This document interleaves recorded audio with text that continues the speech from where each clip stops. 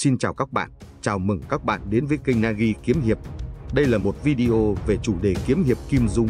Trong thế giới kiếm hiệp rộng lớn của Kim Dung tiên sinh, có những mối tình lay động trời đất, nhưng có lẽ không có cặp đôi nào mang lại sự đối lập hoàn hảo và một cái kết bi tráng, thấm đẫm nghĩa lớn bằng Quách Tĩnh và Hoàng Dung. Họ là sự kết hợp giữa trái tim chân thật và trí tuệ tuyệt đỉnh. Họ gặp nhau như hai thái cực, một người ngốc nghếch, một người tinh quái, một người cương trực, một người khéo léo. Chính sự khác biệt đó lại tạo nên một khối thống nhất vĩ đại, đặt nền móng cho tinh thần vì nước vì dân trong thế giới võ lâm. Hôm nay, chúng ta sẽ cùng nhau phân tích sâu sắc về cuộc đời, võ học và mối tình định mệnh của cặp đôi vĩ đại này, từ thảo nguyên Mông Cổ đến tường thành Tương Dương. Quách Tĩnh, chàng khờ thảo nguyên. Quách Tĩnh, người con mang dòng máu Đại Tống, lại cất tiếng khóc chào đời trên thảo nguyên Mông Cổ. Cuộc đời chàng nghiệt ngã ngay từ khởi đầu, là sự giằng xé giữa lòng trung hiếu và nghĩa tình kiêu mang. Lớn lên dưới bóng cờ của thành Cát Tư Hãn, nhưng trong huyết quản chàng vẫn chảy dòng máu Hán, được mẹ Lý Bình kiên tâm gìn giữ. Môi trường thảo nguyên khắc nghiệt đã hun đúc nên một Quách Tĩnh dẻo dai, bền bỉ và mang trong mình lòng trung thành tuyệt đối. Kim Dung đã khắc họa Quách Tĩnh là người khờ khạo, chậm chạp, mồm mép vụng về. Sự ngốc nghếch này không phải là sự kém cỏi trí tuệ, mà là sự mộc mạc, thẳng thắn đến mức không biết mưu mẹo, không bị tạp niệm. Trong giang hồ đầy rẫy rối gian, sự ngay thẳng thường bị coi là ngây dại.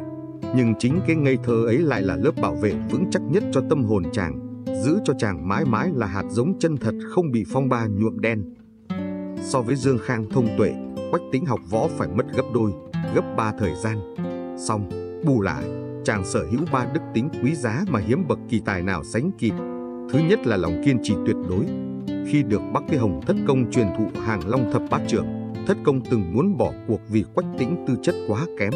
Nhưng Quách Tĩnh không nóng vội, không than phiền, chỉ tập trung vào chiêu thức trước mắt, lặp đi lặp lại một cách chuyên tâm. Chính sự không tạp niệm và kiên trì này đã giúp chàng nắm được tinh túy của trường pháp một cách sâu sắc và vững chắc, đặt nền móng vững vàng sau gần 5 năm khổ luyện nội công toàn chân của Mã Ngọc chân nhân. Thứ hai là chữ tín bất di bất dịch. Lời hứa quyết đấu tại Gia Hưng năm xưa là sợi chỉ xuyên suốt cả tác phẩm. Dù Dương Khang đã hoàn toàn trở thành kẻ thù, phản bội dân tộc, Quách Tĩnh vẫn kiên quyết thực hiện lời hứa. Chàng xem việc giữ lời hứa là trách nhiệm đạo đức, là nghĩa vụ của người Hán, dù điều đó có khiến chàng phải đối mặt với vô vàn hiểm nguy. Thậm chí, đối với các sư phụ Giang Nam thất quái, dù họ có hiểu lầm, nghi ngờ, Quách Tĩnh vẫn giữ trọn lòng tôn kính và chữ tín của một đệ tử. Thứ ba là lòng khoan dung vô bờ bến. Mối quan hệ với Dương Khang là minh chứng rõ rệt nhất. Dù Dương Khang phạm tội tày trời, Quách Tĩnh vẫn không từ bỏ hy vọng cảm hóa, vẫn liên tục nhắc nhở về nguồn gốc, về nghĩa huynh đệ. Chàng khóc khi thấy Dương Khang gục ngã, đó không phải là giọt nước mắt hận thù, mà là sự thương tiếc cho một linh hồn đã lạc lối.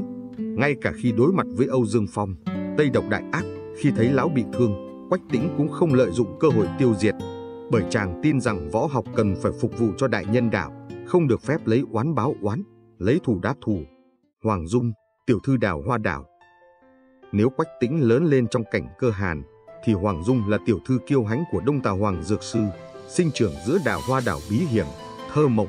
Nàng sở hữu trí tuệ siêu phàm, mưu mẹo tuyệt đỉnh và tài năng hiếm có trong cầm, kỳ, thi, họa, cùng với thuật đối trận, kỳ môn độn giáp. Cuộc đời nàng là sự phản kháng lại sự hà khắc và lạnh lùng của người cha. Vì mâu thuẫn, nàng bỏ nhà ra đi, cải trang thành một cậu bé ăn mày tinh quái. Cá tính nàng là sự kết hợp giữa sự tinh nghịch, đôi khi kiêu ngạo, nhưng ẩn sâu bên trong là nỗi cô đơn thẳm sâu, là khao khát về một tình yêu thương vô điều kiện, một sự chân thành không toan tính. Võ công của Hoàng Dung thiên về sự linh hoạt, hoa mỹ, hoàn toàn đối lập với sự cương mãnh, trực diện của Quách Tĩnh. Cuộc gặp gỡ định mệnh. Mối tình của Quách Tĩnh và Hoàng Dung bắt đầu từ một cuộc gặp gỡ nên thơ và kỳ lạ tại một quán trọ. Hoàng Dung lúc đó là một cậu bé ăn mày bẩn thỉu, tinh quái. Lần gặp đầu tiên, Quách Tĩnh đã đối đãi với nàng bằng sự chân thật tuyệt đối. Chàng mời nàng ăn uống no say, không so đo tiền bạc. Thấy nàng run rẩy vì lạnh, chàng không ngần ngại cởi chiếc áo khoác da cừu quý giá nhất, báu vật do thành Cát Tư Hãn ban tặng, và tặng cho nàng. Quan trọng hơn, chàng đã tặng nàng chú ngựa Hán huyết bảo mã vô giá. Hành động vô tư, không toan tính của Quách Tĩnh đã chạm đến trái tim Hoàng Dung. Nàng quen với sự kính trọng hay e ngại vì nàng là con gái Đông Tà, hoặc vì sự tinh quái của mình. Nhưng Quách Tĩnh thì khác, chàng đối xử với nàng như một người bạn, một người cần giúp đỡ, không hề cầu lợi. Sự hào phóng vật chất chỉ là biểu hiện bên ngoài.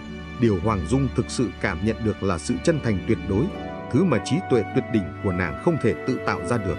Chính khoảnh khắc đó đã thay đổi hoàn toàn Hoàng Dung. Mối tình của họ nảy nở từ sự đối lập. Nàng dùng trí tuệ để bảo vệ sự chân thật của chàng, còn chàng dùng chân thật để sưởi ấm nỗi cô đơn của nàng, đồng hành và tu luyện. Hoàng Dung là chiếc cầu nối thiên tài, mở ra cánh cửa võ học đỉnh cao cho Quách Tĩnh. Chính nàng đã bày mưu lập kế, dùng tài nấu nướng tuyệt vời chiêu dụ Bắc Cái Hồng Thất Công. Thất Công cảm mến khí phách và sự chân thật của Quách Tĩnh, cuối cùng truyền thụ Hàng Long Thập Bát Chưởng, môn võ công cương mãnh đệ nhất, hoàn toàn phù hợp với tính cách trực diện, không tạp niệm của Quách Tĩnh. Sau đó, cuộc gặp gỡ với lão ngoan đồng Chu Bá Thông tại đảo Hoa Đảo lại là một bước ngoặt lịch sử khác. Nhờ tính cách đơn thuần, không biết mưu mẹo, Quách Tĩnh đã vô tình luyện trọn vẹn bộ Cửu Âm Chân Kinh một cách vô thức, không bị tẩu hỏa nhập ma.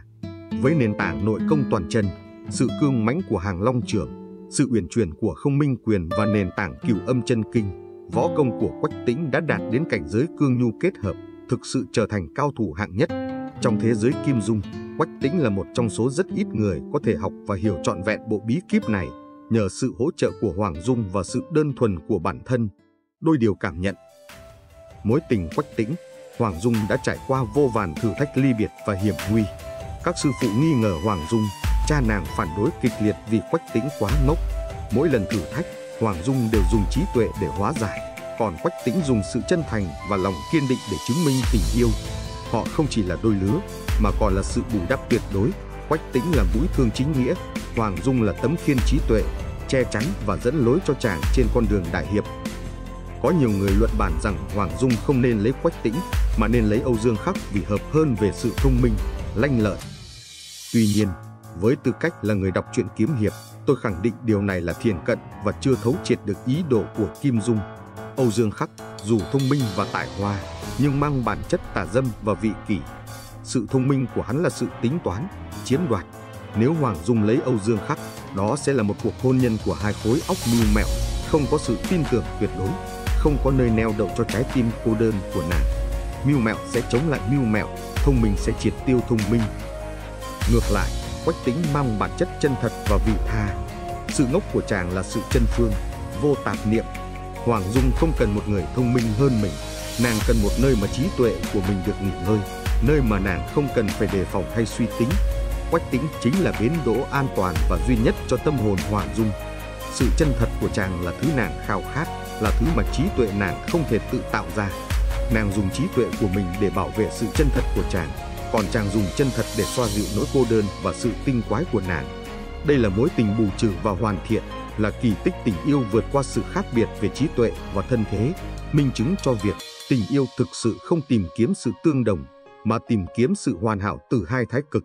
Hiệp chi đại giả, vị quốc vị dân. Khi võ công đạt đến đỉnh cao, Quách Tĩnh đã đưa ra quyết định khó khăn nhất đời, từ bỏ ân tình Mông Cổ để quay về bảo vệ Đại Tống, quê hương dòng máu. Đây là đỉnh cao của nhân cách, đại nghĩa đã vượt lên trên tình nghĩa cá nhân. Trong suốt hàng thập kỷ, vợ chồng Quách Tĩnh, Hoàng Dung đã dốc hết tâm lực phòng thủ Tương Dương. Quách Tĩnh đảm nhận vai trò chủ soái, trực tiếp chiến đấu trên tiền tuyến. Hoàng Dung với trí tuệ siêu phàm đảm nhận vai trò quân sư, bày trận theo kỷ môn độn giáp, hóa giải vô số đợt công kích. Họ đã biến tình yêu lứa đôi thành nghĩa vụ đại hiệp, biến Tương Dương thành biểu tượng của lòng kiên trung. Năm 1273, Tương Dương thất thủ. Quách Tĩnh và Hoàng Dung đã chọn cách ở lại thành, cùng nhau chiến đấu đến hơi thở cuối cùng.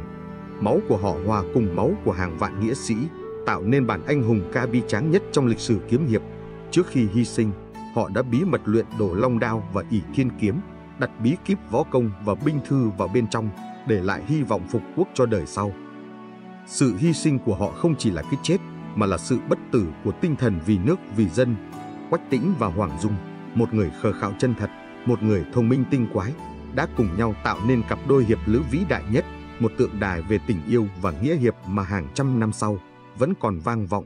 Mối tình Quách Tĩnh, Hoàng Dung không chỉ là chuyện tình cảm lãng mạn mà còn là bài học về sự cân bằng và tinh thần đại hiệp. Quách Tĩnh chứng minh rằng chân thật và kiên trì có thể vượt qua mọi tài năng thiên bẩm. Hoàng Dung chứng minh rằng trí tuệ chỉ thực sự vĩ đại khi nó phục vụ cho lòng nhân ái và chính nghĩa. Họ là một cặp đôi hoàn hảo không phải vì giống nhau, mà vì họ tôn trọng và phát huy tối đa điểm mạnh của nhau.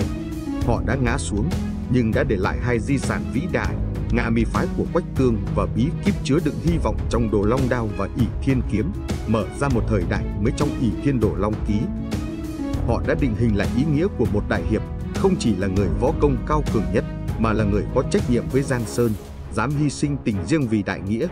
Câu chuyện của họ sẽ mãi mãi là biểu tượng của lòng trung thành, sự kiên định và tình yêu đất nước trong lòng người hâm mộ Kim Dung. Xin cảm ơn quý vị đã theo dõi. Hãy đăng ký kênh Nagi Kiếm Hiệp để chúng tôi tiếp tục cùng bạn khám phá những huyền thoại võ lâm bất tử.